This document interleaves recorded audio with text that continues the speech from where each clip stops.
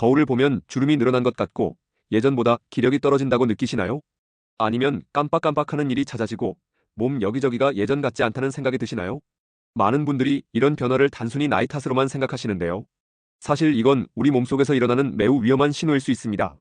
최근 연구에 따르면 60세 이상 중 약 78%가 활성산소로 인한 세포 손상을 겪고 있다고 합니다. 이 활성산소라는 게 바로 우리 몸을 녹슬게 만드는 주범이거든요. 더 무서운 건 이걸 방치하면 단순히 주름만 늘어나는 게 아니라는 겁니다.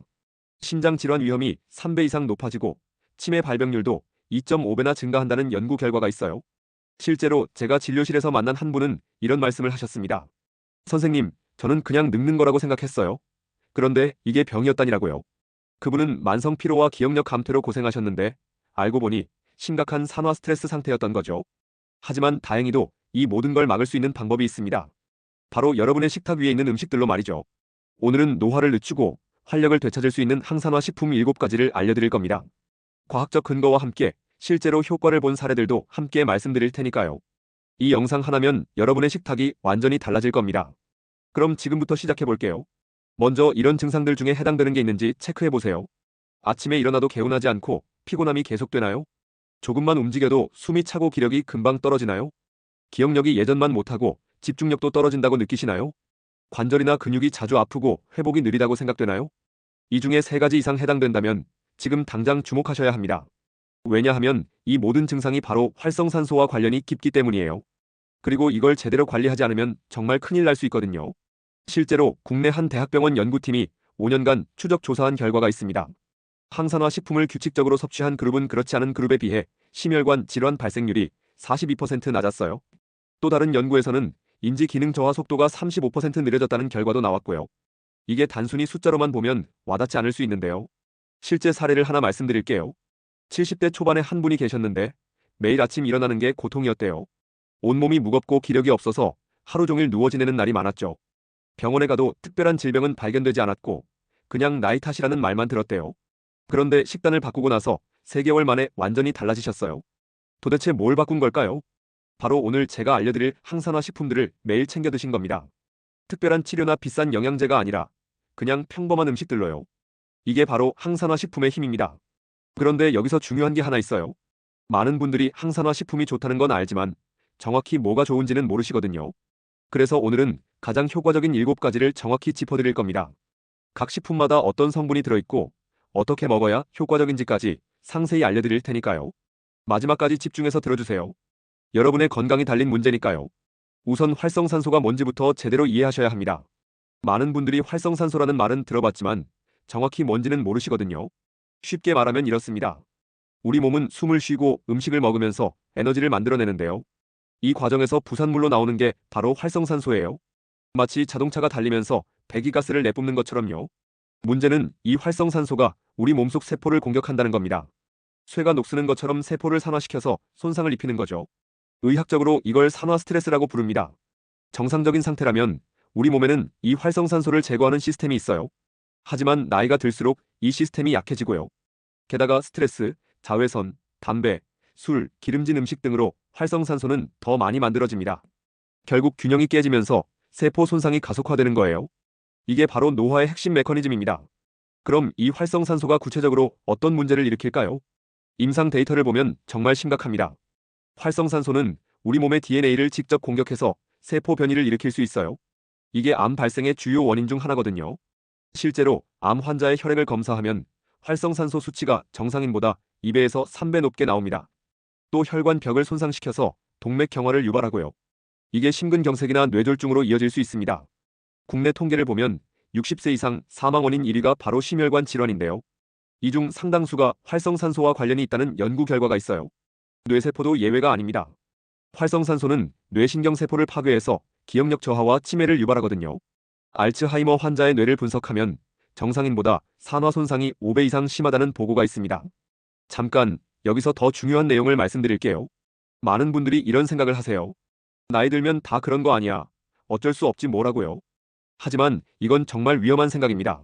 같은 나이라도 누구는 젊고 건강하게 살고 누구는 병원 신세를 지잖아요. 그 차이가 바로 활성산소 관리에 있어요. 실제로 100세 이상 장수하시는 분들을 조사한 연구가 있습니다. 이분들의 공통점이 뭔지 아세요? 바로 혈중 항산화 수치가 일반인보다 월등히 높았다는 겁니다. 단순히 오래 사는 게 아니라 건강하게 오래 사는 비결이 여기 있는 거예요. 그리고 이 항산화 물질이 가득 들어있는 게 바로 항산화 식품들입니다. 지금부터 소개하는 식품은 과학적으로 효과가 입증된 것들이에요. 제가 직접 환자분들께 권해드렸고 실제로 효과를 본 식품들입니다. 첫 번째는 블루베리입니다. 블루베리는 슈퍼푸드 중에서도 최고로 꼽히는 과일이에요. 안토시아닌이라는 강력한 항산화 물질이 엄청나게 많이 들어있거든요. 연구 결과를 보면 블루베리 한 컵에 들어있는 항산화 물질이 비타민C 500mg과 맞먹는다고 합니다. 특히 뇌 건강에 탁월한 효과가 있어요. 한 대학 연구팀이 경도인지 장애가 있는 사람들에게 12주간 블루베리를 먹게 했더니요.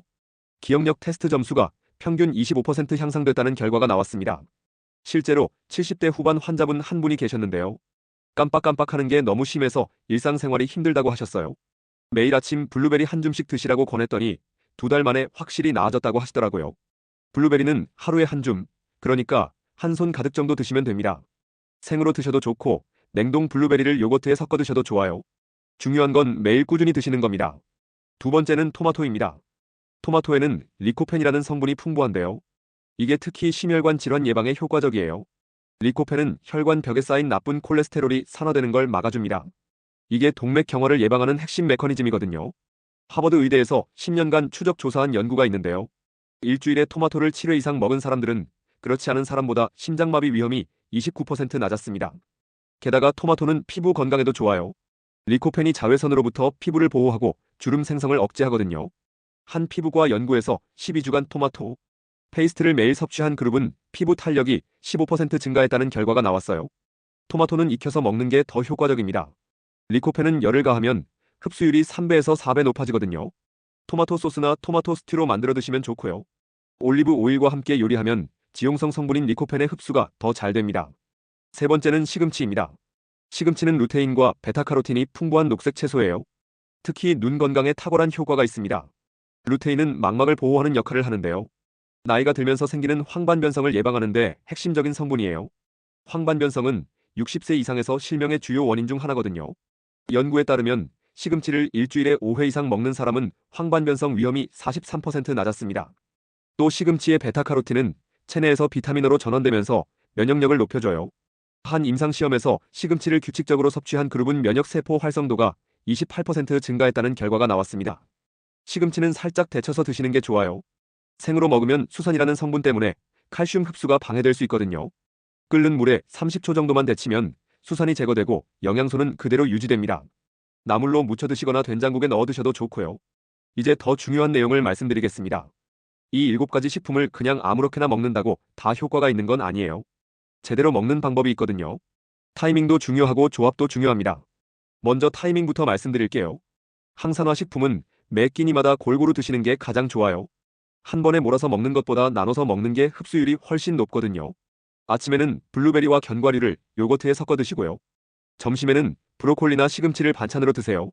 저녁에는 토마토 요리나 고구마를 포함시키시면 됩니다. 중간중간 녹차를 마시면 완벽하죠. 조합도 중요합니다. 지용성 비타민인 베타카로틴이나 리코펜은 기름과 함께 먹어야 흡수가 잘 돼요. 그래서 토마토는 올리브 오일과 함께 요리하고요. 고구마는 견과류와 함께 드시면 좋습니다. 반대로 비타민C는 수용성이라 물과 함께 드셔도 괜찮아요. 브로콜리나 시금치는 간단히 데쳐서 드셔도 충분합니다. 또 하나 중요한 팁이 있어요. 항산화 식품은 신선할수록 좋습니다. 시간이 지나면 항산화 물질이 파괴되거든요.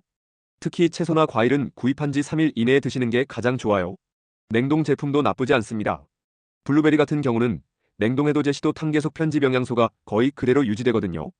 오히려 제철이 아닐 때는 냉동 제품이 더 나을 수도 있어요. 다만 통조림은 피하시는 게 좋습니다. 가공 과정에서 항산화 물질이 많이 손실되고 나트륨이나 당분이 추가되는 경우가 많거든요.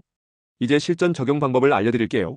많은 분들이 좋다는 건 알지만 막상 실천하기 어렵다고 하시거든요. 그래서 제가 환자분들께 권하는 간단한 루틴이 있어요. 아침에 일어나면 먼저 따뜻한 녹차 한 잔을 마시세요. 이게 하루를 여는 항산화 시작 의식이 되는 겁니다. 아침 식사는 요거트에 블루베리 한 줌과 견과류 조금을 섞어서 드세요. 준비하는데 3분도 안 걸리지만 효과는 엄청납니다. 점심 식사 때는 반찬 중에 최소한 한 가지는 녹색 채소를 포함시키세요. 시금치나 브로콜리를 데쳐서 간장이나 참기름으로 간단히 무쳐 드시면 됩니다. 저녁에는 토마토 요리를 한 가지 추가하시고요. 토마토 달걀 볶음이나 토마토 스프 같은 거요. 후식으로 고구마 하나를 쪄서 드시면 완벽합니다. 이렇게 하루 3끼만 챙겨도 7가지 식품을 다 섭취할 수 있어요. 처음부터 완벽하게 하려고 하지 마세요. 하나씩 천천히 추가해 나가는 게 중요합니다. 첫 주에는 아침에 블루베리만 추가해 보세요. 익숙해지면 그 다음 주에 녹차를 추가하고요. 이런 식으로 하나씩 늘려가면 부담 없이 습관을 만들 수 있습니다. 실제로 한 분은 이렇게 말씀하셨어요. 처음엔 귀찮아서 못할 것 같았는데 막상 해보니까 어렵지 않더라고요. 2주 정도 지나니까 몸이 가벼워지는 게 느껴졌어요. 한 달 후에는 아침에 일어나는 게 한결 수월해졌고요. 3개월이 지난 지금은 이게 없으면 뭔가 허전할 정도예요. 이분은 60대 중반인데 건강검진 결과도 눈에 띄게 좋아지셨대요. 콜레스테롤 수치가 정상 범위로 들어왔고 혈압도 안정됐다고 하시더라고요. 이게 바로 항산화 식품의 실제 효과입니다. 하지만 여기서 놓치면 안 되는 게 있어요. 항산화 식품만 먹는다고 다 해결되는 건 아니에요. 생활 습관 전체를 함께 관리해야 진짜 효과를 볼 수 있거든요. 아무리 좋은 음식을 먹어도 담배를 피우거나 술을 많이 마시면 소용없어요. 담배 한 개비가 만들어내는 활성산소를 중화하려면 비타민C 500mg이 필요하다는 연구가 있습니다. 술도 마찬가지예요. 간에서 알코올을 분해하면서 엄청난 활성산소가 생성되거든요. 그래서 가능하면 금연하시고 음주는 최소화하셔야 합니다. 스트레스 관리도 중요해요. 스트레스를 받으면 우리 몸에서 코르티솔이라는 호르몬이 나오는데요. 이게 활성산소를 증가시키거든요. 명상이나 가벼운 산책으로 스트레스를 해소하시는 게 좋습니다. 수면도 빼놓을 수 없어요. 잠을 자는 동안 우리 몸은 손상된 세포를 복구하거든요. 수면이 부족하면 이 복구 시스템이 제대로 작동하지 않아요. 하루 7시간에서 8시간은 꼭 주무시는 게 좋습니다. 적당한 운동도 필수예요. 운동을 하면 일시적으로 활성산소가 증가하지만요. 우리 몸의 항산화 시스템이 더 강해지는 효과가 있어요. 마치 백신처럼 작용하는 거죠. 일주일에 3회에서 4회, 30분 정도만 걷기 운동을 해도 충분합니다. 다만 너무 격렬한 운동은 오히려 활성산소를 과도하게 만들 수 있으니까요. 적당한 강도로 꾸준히 하시는 게 중요합니다. 자외선 차단도 신경 쓰셔야 해요. 자외선은 피부에 직접 활성산소를 만들어내거든요. 외출하실 때는 자외선 차단제를 꼭 바르시고요. 모자나 양산을 사용하시는 것도 좋습니다. 수분 섭취도 잊지 마세요. 물을 충분히 마시면 체내 노폐물 배출이 원활해지고요. 세포의 신진대사도 활발해집니다. 하루에 1.5리터에서 2리터 정도는 마시시는 게 좋아요. 한꺼번에 많이 마시기보다는 조금씩 자주 마시는 게 효과적입니다. 이제 현실적인 어려움들을 짚어보겠습니다. 많은 분들이 이런 식품들이 좋다는 건 알지만 실천하기 어려워하세요. 도대체 왜 그럴까요? 가장 큰 이유는 습관을 바꾸는 게 어렵기 때문입니다. 평생 먹어온 방식을 갑자기 바꾸려니 힘든 거죠. 특히 60세 이후에는 입맛도 고정돼 있고 소화 기능도 예전 같지 않아서요. 새로운 음식을 받아들이기가 더 어려워요. 또 경제적인 부담을 느끼시는 분들도 있어요. 블루베리나 견과류가 생각보다 비싸다고 생각하시거든요. 하지만 따지고 보면 병원비나 약값에 비하면 훨씬 저렴합니다.